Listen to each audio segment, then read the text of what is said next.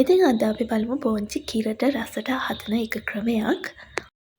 මුලින්ම ඇතිලියක් ලිපේ තියාගෙන ඒකට අපි තෙල් ටිකක් එකතු කරගන්නවා.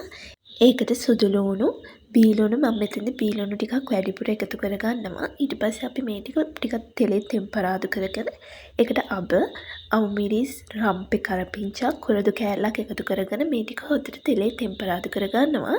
ඊට පස්සේ බෝංචි ටිකත් එකතු කරගෙන විනාඩියක් දෙකක් මේක උයා ගන්නවා.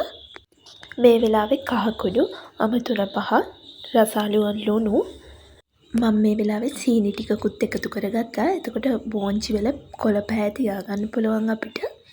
දැන් අපි මේකට මිටිකිරි එකතු කරගෙන පියන වහන්න නැතුව සාමාන්‍ය ගින්දරේ මේක තැම්බෙනකන් හොඳට උයාගෙන ලිප ඔෆ් කරගන්න පුළුවන්. ඉතින් මේ බෝංචි හදන එක ක්‍රමයක් විතරයි. තව රෙසිපීස් තියෙනවා. ඒවත් මම අරන් එන්නම්. ගිහින් එන්න සුබ දවසක්.